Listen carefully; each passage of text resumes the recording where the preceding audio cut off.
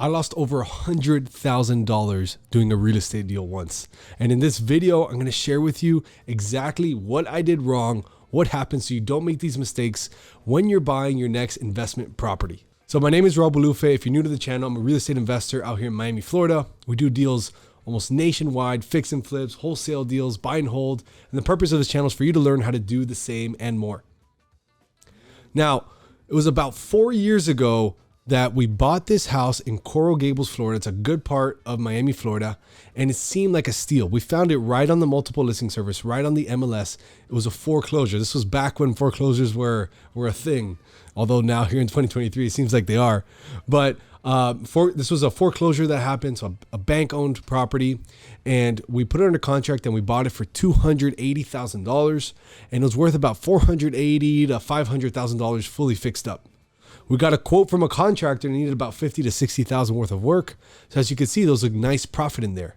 But here was the mistake that took me a long time to freaking learn. There was a lien on the property and I knew about it. I bought this property with two partners. So we knew about it. We got the lien search, which is like the title work. So we went to buy this house. We see this lien search. We saw that there was a lien in what they called a work without permit. So a work without permit is the city saying, hey, you need to pull permits to make this house completely legit in the city. And I was, this was 4 years ago. I'm 30 now. So I was 26 years old. And I thought I knew it. I had made some money. I'd done a bunch of deals and I thought I ran the world. And I got slapped epically in the face with this deal. All of us did. And unfortunately, I blame it mainly on me because I kind of set the stage that I was able to solve this and I knew how to do everything. Well, anyways, we bought this house, $280,000, needed about $50,000 to $60,000. It was worth $400,000. And then it had this lien, but it didn't have a price. It just said work without permit. So I'm like, all right, I can go to the city. We can negotiate this. I can figure this out. Long story short, we go to the city and they said, hey, Raul, you can fix this, but you need to hire an architect, an engineer, and you need to do full plans and you need to pull permits on everything on this house and legalize all the little bits and pieces of this house. I'm like, okay, that doesn't sound too bad. So I go, we hire an architect and the architect says, hey, I can do this a couple $1,000s. Awesome. We pay him. We don't hear from him for like 3 months. So that's obviously the first fun part. We start trying to find new architects. No one really wants to do it. Finally, we get the guy to answer and he does the plans. Boom, phase one. All right, we got the plans. It took 3 months. By the way, we got a hard money or a private money loan on this property. So every month we're paying, I can't remember the exact payment, but it was about $2,500 every single month we have to pay. So every month that goes by, it's $2,500 in interest payments. So 3 months later, we get the plans. Then now we have to clear the permits. We got to submit this and clear everything. So we hire a lady that is what they call a permit runner, and they get the plans, they go to the city, and they help clear everything. And we paid her $3,000 up front. Didn't hear from her again, period. Like she left, never found her again. So that's awesome. So then we had to find another permit runner, and then we learned our lesson, so we didn't pay them everything up front. And so we paid them a couple $100. And long story short, they weren't able to solve anything. So I had to start going to the city myself to figure this out.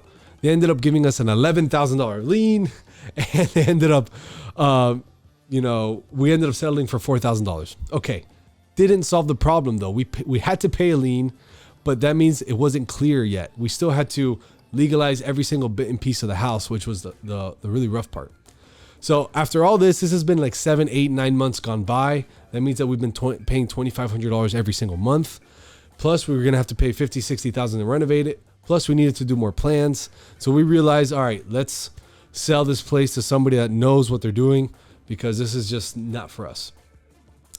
And ultimately what happened was we listed on the market for like $350,000. No one, crickets. Then we finally get an offer for $300,000. Yeah, we finally get an offer for $300,000. Listen to this. We get an offer for $300,000. Then the buyer goes to do a walkthrough of the home. And he calls me and says, hey, I didn't know you had tenants. I said, no, there's no tenants. Turns out, while this time was happening, someone rented the house on Craigslist. A fake landlord pretended to own the house, rented it to a family that just got here from Cuba. and they took like $6,000 in a deposit and stuff from them and rented it to them. And so now the house is occupied. We had to call the police. We had to do an eviction. And luckily we sped up the eviction and they did it in a couple weeks because of the city and all the stuff like that. But I felt horrible for his family because they paid a lot of money to a fake landlord and rented the house. And ultimately we had to get them out. We helped them the best we could. But that's what happened. So that delayed us another 3 weeks. Ultimately, we ended up selling the house for $280,000, exactly what we bought it for. After we spent a bunch of money in holding costs, after we spent money in plans, like tens of thousands of dollars, we lost money in permit runners.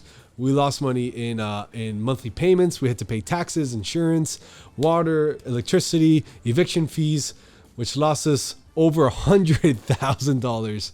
It took over a year to lose that much money, but it was a very painful lesson. And I know this was probably a boring story, but I wanted to bring it up because the learning lessons are, you make money in this business when you buy.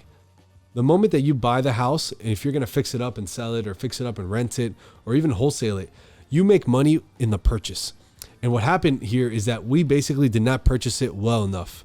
Although the 280 and it's worth 500 looks good on paper, but we underestimated how much it was going to take to clear up liens and plans and architects and engineers and all the time it was going to take. We misunderestimated that. So really the right price to buy this house was like around $200,000.